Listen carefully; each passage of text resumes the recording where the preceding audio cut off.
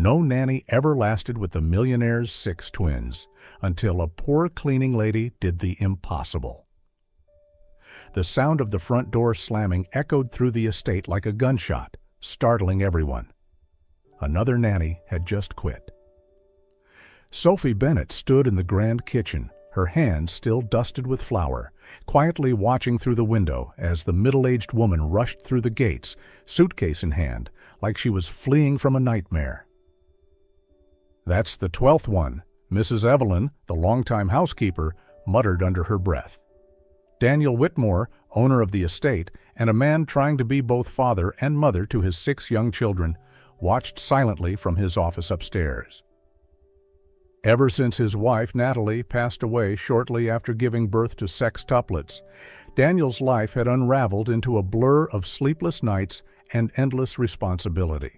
Once a brilliant tech entrepreneur gracing the cover of Forbes, he now would have traded all his accolades for just one quiet morning without someone quitting or one of the kids screaming uncontrollably. The historic mansion in Charleston's elite district, once a symbol of power and elegance, now felt more like a gilded cage trapping a man on the edge of burnout.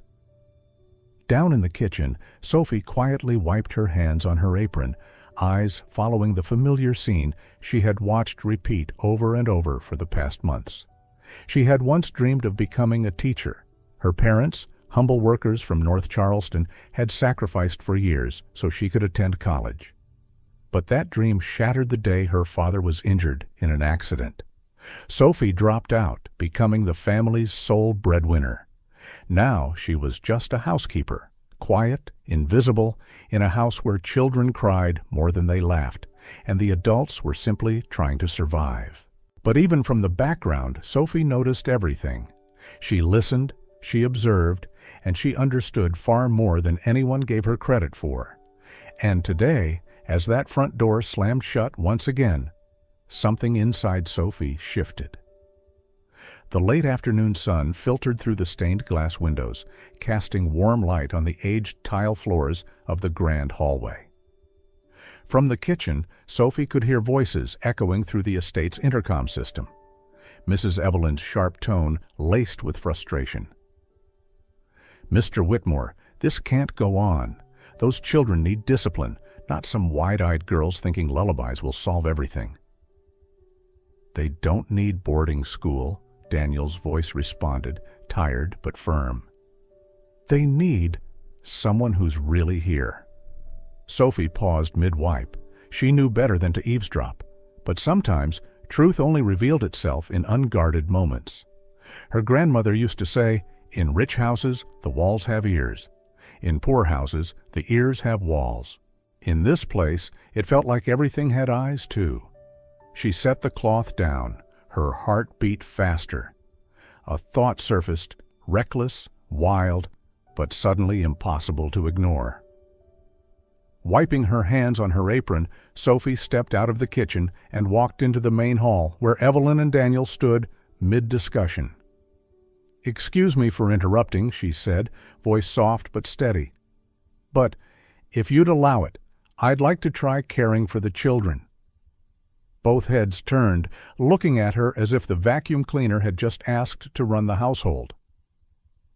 "She's the cleaning girl," Evelyn snapped with a dry chuckle. "Surely you jest, sir." But Daniel didn't laugh. He studied Sophie closely. Her eyes weren't naive. They were determined.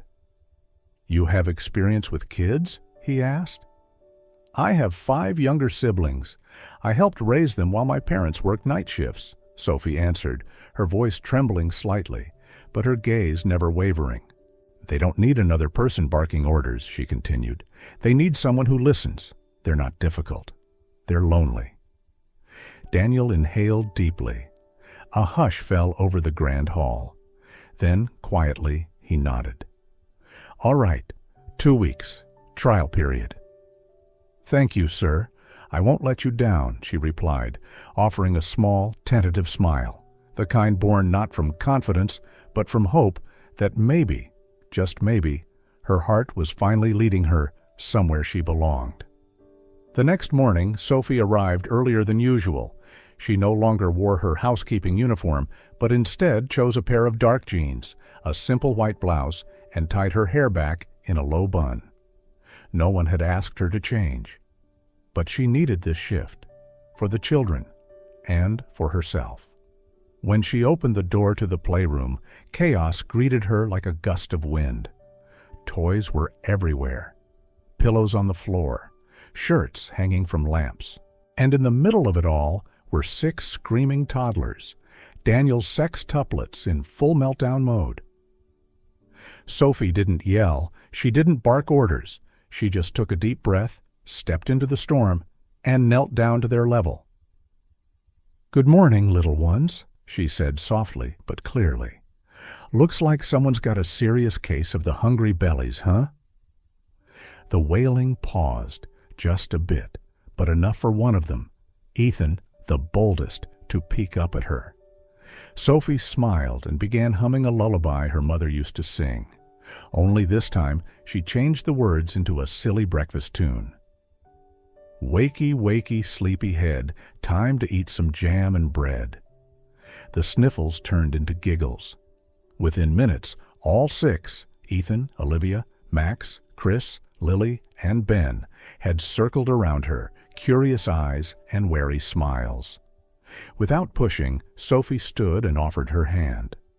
"Who wants to help me make peanut butter toast?" Tiny hands reached out. All 6 followed her downstairs. For the first time in months, no screaming, no tantrums. The days that followed were nothing short of magical. Sophie had a gift. She could weave play into every routine. To the children, brushing teeth meant winning sparkling crowns, cleaning up turned into a treasure hunt for hidden gems, and bath time was nothing less than an adventure on Bubble Planet. Daniel watched from a distance, at first with skepticism, then with curiosity. But slowly he began to smile, a real unguarded smile, every time he heard his children's laughter echo through the halls. One afternoon, he came home earlier than usual. Instead of silence, he was met with the sound of music and water splashing. He stepped into the backyard and froze. Sophie sat on the grass, soaked from head to toe, singing a nursery rhyme while the kids splashed in a green inflatable kiddie pool. She clapped to the rhythm, water flying everywhere, the children shrieking with joy. She didn't know he was there. But in that moment, Daniel didn't just see the woman who had helped him keep things from falling apart. He saw the light returning to a home he'd thought would stay dim forever. From the far end of the hallway, Mrs. Evelyn Grant quietly watched Sophie lead the children down to the kitchen without a single tear shed. For months she had seen Nanny after Nanny crumble in mere days. And yet, this young housemaid had somehow managed what trained professionals could not. A knot of unease coiled inside Evelyn. The entire household seemed to be shifting around Sophie now. The children's laughter, Daniel's softened gaze, all pointed to one thing. The young woman was becoming the heart of this home. And if Sophie continued to succeed, Evelyn knew her own authority, carefully held for decades, would soon be nothing more than a shadow in this grand estate. In the days that followed, the Whitmore estate seemed to wear a new face. Gone were the endless tantrums. In their place, laughter filled the halls. Daniel often stood at the upstairs balcony, watching quietly. He saw the children clustered around Sophie, eyes shining, voices giggling. He heard music drift through the air, her voice blending with theirs. Something warm rose in his chest, so unfamiliar it almost hurt. For months he had believed this house was a tomb of silence, but with Sophie it was breathing again. One sweltering afternoon, Daniel returned home early. Even before stepping inside, he heard splashing water and shrieks of laughter. He hurried to the backyard and froze.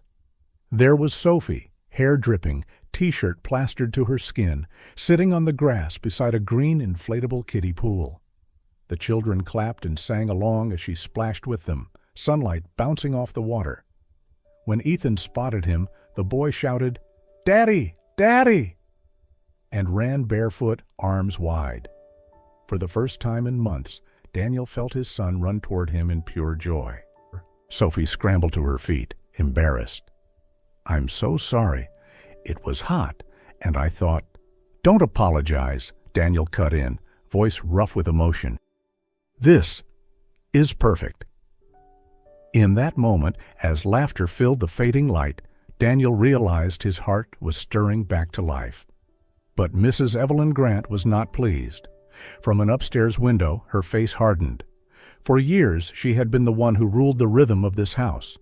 Now the children's joy and Daniel's softened gaze all pointed to Sophie. What began as unease festered into resentment. Days later, Evelyn made her move. That morning, Sophie was preparing breakfast when Daniel called her into the parlor. The sight stopped her cold. Toys were scattered across the floor. Clothes lay ripped. And on the center table, like damning evidence, sat a photograph of a shattered Chinese heirloom vase. "You see?" Evelyn's voice was sharp, triumphant. "I warned you. She lets them run wild. This is the result. Family treasures destroyed." Daniel frowned and looked at Sophie. Her heart slammed against her ribs as if trying to break free. She opened her mouth. "I didn't. I swear." But the words tangled in her throat. How could she fight decades of Evelyn's authority with nothing but her trembling voice? The silence pressed down like stone. Daniel asked slowly, "Is this true, Sophie?"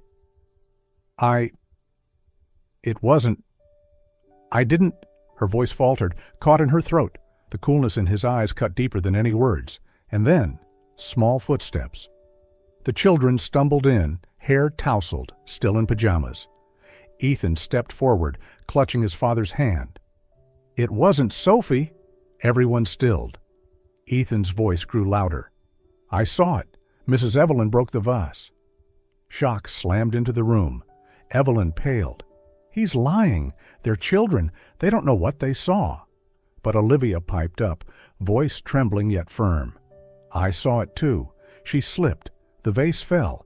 Then she told us to stay quiet." Max jumped in, eyes blazing. "She said if we told, she'd be mad, and she'd send Sophie away." Sophie gasped, tears flooding her eyes. Daniel's face hardened as he turned to Evelyn. "You dared lie to me? And worse, you forced my children to lie?" His voice thundered through the hall. "Daniel, I only wanted—" "Enough!" he roared. "You're finished here. Out of my house. Now!" Evelyn staggered, her face ashen, heels clattering furiously against the marble as she stormed out. Sophie stood trembling, tears slipping down her cheeks. Daniel stepped closer, his tone softening. "You don't have to say anything. I should have trusted you from the beginning." And in his eyes, Sophie finally saw what she had longed for all along: real trust. For the first time, she felt she truly belonged within these walls. After Evelyn's departure, the mansion felt lighter, as if a weight had been lifted. Laughter echoed in every room. Daniel seemed different too. He joined his children at breakfast more often, and sometimes lingered in the kitchen just to talk with Sophie. But just as things seemed to fall into a rhythm of joy, an unexpected phone call shattered Sophie's calm. That afternoon, while the children napped, her phone buzzed. On the line was a polite female voice. "Hello, is this Sophie Bennett? This is Marta Williams, Academic Director at Bright Futures Academy. We recently had a teaching position open up and found your application from 3 years ago. Are you still interested in teaching?" Sophie froze.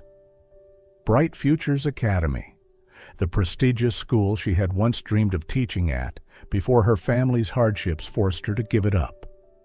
Her heart pounded. Yes, I am," she whispered.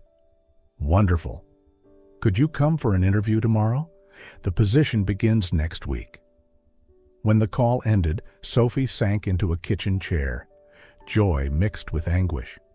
This was the chance she had longed for, but it also meant leaving the mansion, leaving behind 6 children who had captured her heart. That evening, when Daniel returned, Sophie found the courage to speak. She stood in the kitchen, nervously twisting a towel in her hands. "Mr. Whitmore, I've been invited to interview at Bright Futures. It's the dream I once had to abandon." Daniel was silent for a moment. His heart clenched, but his face remained calm. "Congratulations, Sophie. You deserve that." The words, instead of comforting, cut deep. Part of her had hoped, foolishly, that he would ask her to stay. But Daniel, steady and composed, only offered a polite smile before walking away, leaving Sophie alone with the hollow ache in her chest. The next morning, as Sophie prepared to leave for the interview, the children noticed her change. Ethan looked up, wide-eyed. "Miss Sophie, why are you dressed different? Where are you going?" "I'm just going to an interview, little one," she said gently. "But you'll come back, right?" Olivia's voice trembled. Sophie knelt down, gathering them all into her arms. "I will always love you, no matter where I am." But the promise wasn't enough to stop their tears. All 6 children cried, clinging desperately to her sleeves, as though letting go would mean losing her forever. Daniel stood nearby, silent, his heart twisting painfully. He knew that if Sophie walked out, it wouldn't just be his loss. His children would lose the one person who had given them joy again. And yet, the words lodged in his throat.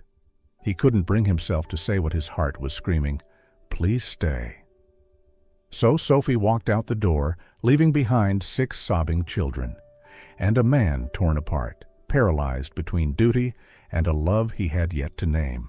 The days following the call from Bright Futures Academy weighed heavily on the Whitmore mansion, like a storm quietly brewing. Sophie tried to keep the children's routine steady, but their worried eyes betrayed the truth. Each time she reached for the door, small hands clung to her sleeves, terrified she might disappear forever. Daniel watched it all in silence. His chest tightened with every sob from his children, yet he couldn't bring himself to say the words his heart longed for. "Please stay." At night, when the house lay in stillness, he sat alone in his study, the desk lamp casting weary shadows on his face, his mind circling the same tormenting thought. Was he about to lose the only woman who had brought warmth back into their home? Meanwhile, Sophie lay awake through sleepless nights, torn between the dream she had once sacrificed and the love she had unexpectedly found. Deep down, she knew where her heart leaned, but reason wrestled against reality. And just as silence and hesitation threatened to push them further apart, a new turn of fate was approaching, one that would force Daniel to make a choice, not only for himself, but for his family. The interview at Bright Futures Academy felt like a dream. The room was filled with light, walls decorated with children's art. Director Marta Williams greeted Sophie warmly and placed a contract on the table. "We've reviewed your file. Your talent, your dedication, and the sacrifices you've made for your family are exactly what we're looking for. If you agree, you can start next week." Sophie smiled faintly, though her heart was torn in two. This was the moment she had dreamed of, yet instead of joy, she felt a hollow ache. She nodded and signed, her hand trembling. In the days when Sophie was busy preparing for her interview, the Whitmore mansion felt unusually silent and hollow. Breakfast, once filled with laughter, was now marked only by the faint clink of spoons against bowls. The children sat around the table, eyes drifting toward the kitchen door, hoping to see Sophie's familiar figure appear. But the doorway remained empty. Ethan, the eldest, tried to be brave, yet his reddened eyes betrayed him. Olivia kept asking, "Daddy, why doesn't Miss Sophie tuck me in at night anymore?" Daniel could only bend down, pull her close, and swallow the ache in his throat. At night, without Sophie's presence, the house seemed to lose its breath. Small footsteps pattered toward his study, one child after another begging to sleep beside him. 6 little bodies crowded his bed, yet the empty space at his side remained painfully unfilled. He lay awake in the dark, listening to the steady breaths of his children, the weight of guilt pressing heavier with every moment. It wasn't just him. His children had grown so used to Sophie's gentle care that without her, their world began to crumble. Daniel clenched his fist tightly, realizing that his silence, his hesitation, was slowly breaking the family apart. That evening, Daniel received a call from his mother, Amelia Whitmore. Her voice was stern. "Daniel, you cannot hide forever. The Charity Foundation Gala is this weekend. I expect you to attend. There will be families of status present. You need a proper wife to raise those children. I've arranged for you to meet the Prescott girl. She's the perfect match." Daniel closed his eyes, exhaling slowly. He had lived his whole life bowing to expectations. But now, when he thought of Sophie, of the children's laughter, he no longer wanted to yield. "I'll attend," he said calmly, "but I'll bring someone of my own choosing." "Who?" "Sophie Bennett." The silence on the line was sharp. Amelia's voice cracked. "A housemaid? Daniel, you'll ruin this family's name." "No, Mother. I'll save my family." His hand shook as he hung up, but within him, certainty burned bright. The next day, Daniel found Sophie in the garden, helping the children plant sunflower seeds in clay pots. His chest tightened as he approached. "Sophie." She looked up, her blue eyes uncertain. "Mr. Whitmore?" He drew a deep breath. "There's a gala this weekend. Come with me." "As someone I cherish." Her eyes widened. "You want to present me? Before everyone?" "Yes, it's time I stopped hiding. I want them to know who you are to this family, and to me." Her gaze wavered, torn between fear and longing. "Daniel, I don't belong in that world." He took her hand gently. "You are my world."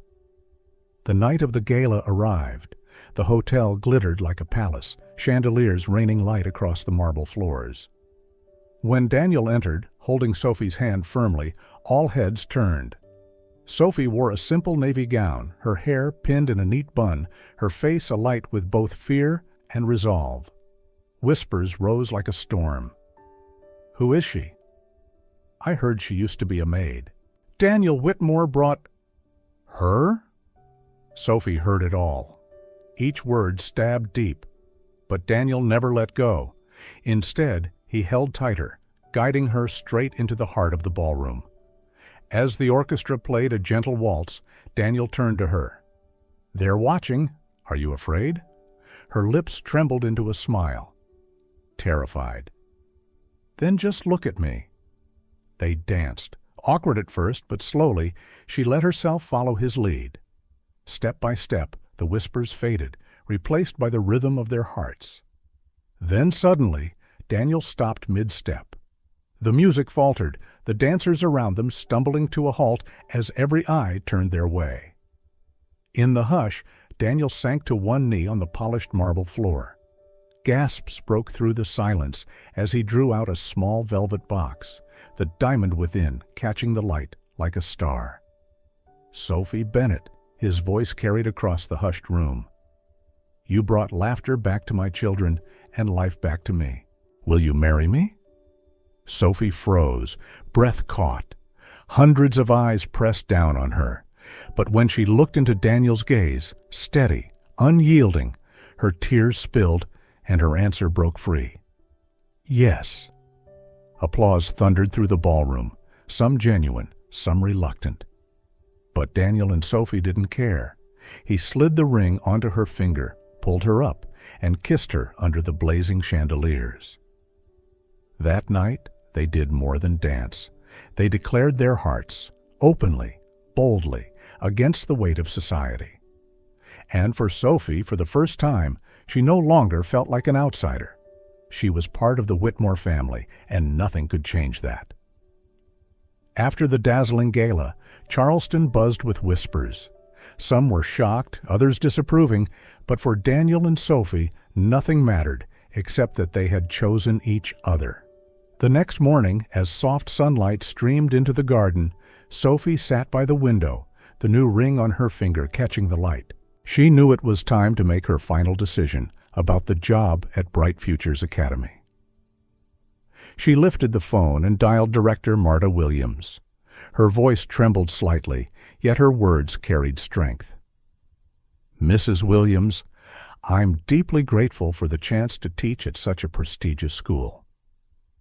But I must decline. My dream is no longer just to stand in a classroom. I've found a family and a greater purpose." On the line, Marta paused before replying softly. "Miss Bennett, you are choosing the harder road. But sometimes it's the hard roads that lead to extraordinary things. I wish you the very best." When Sophie set down the phone, she exhaled deeply. For the first time in years, she felt not like someone chasing a dream, but someone stepping into her true calling. That afternoon, Daniel found Sophie in the garden with the 6 children. Each of them held a small clay pot, inside which tiny green shoots were pushing through the soil. He sat beside her and asked quietly, "What are we planting?" Sophie smiled. "Hope. With soil, water, and love, every seed can grow." Daniel was silent for a moment, then reached for her hand. "You once dreamed of being a teacher. I want that dream to come true, not far away, but here, in Charleston. I want us to open a school together, a place where children from every background can learn and thrive." Sophie's eyes filled with tears. "Do you really think we could do that?" Daniel's smile was steady, reassuring. "I don't just think it, I believe it, and I want to do it with you." A year later, an old mansion had been restored, and above its iron gates gleamed 3 words, "The Garden of Hope." On opening day, the courtyard rang with the laughter of dozens of children. Some wore polished uniforms from wealthy homes, others came in worn shoes, and a few were orphans with tuition fully covered. But side by side, none of that mattered. What united them was curiosity, joy, and the chance to belong. Sophie stood on the stage, her eyes glowing with pride as her voice carried warmly. "Here, each of you is a precious seed. With knowledge and love, you will grow and blossom. This is more than a school, it is a garden of hope." Below the stage, Daniel stood with the 6 children clustered around him.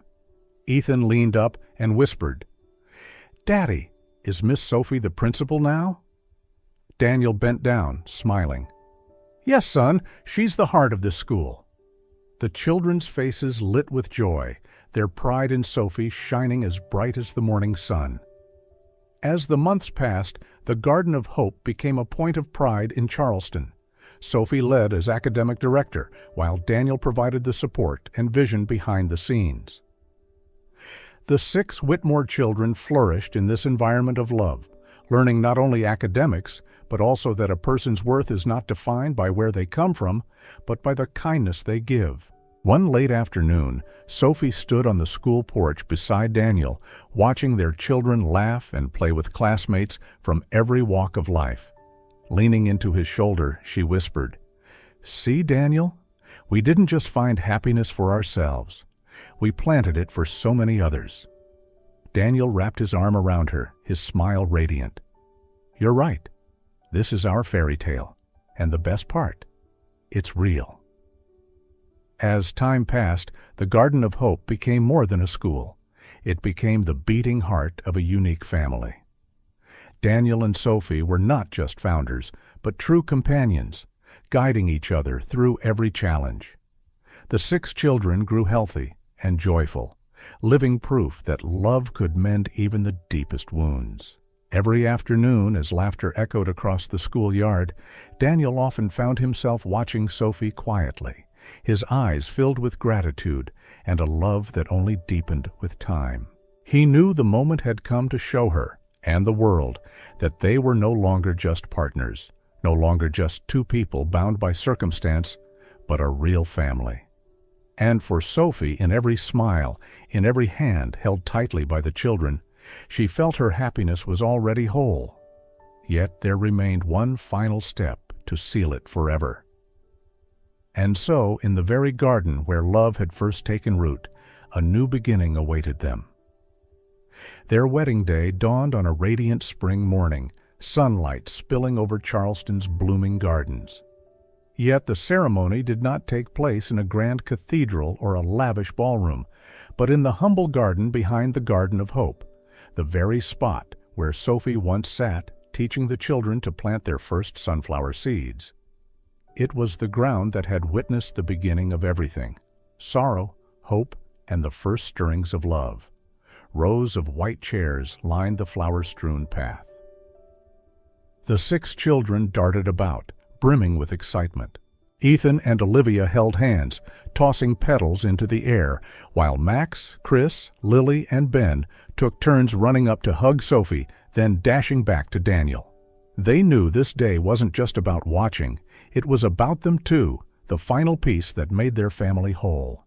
Sophie appeared in a simple ivory gown, her hair gathered low with a sprig of lavender. No diamonds, no crown, yet her smile outshone any jewel. Daniel waited at the end of the aisle, his heart pounding as fiercely as the first day he had seen her in the kitchen with his children. When the vows were spoken, tears glistened in every eye. Daniel's voice shook with emotion, but each word rang steady. "I vow to choose you every day, today and always.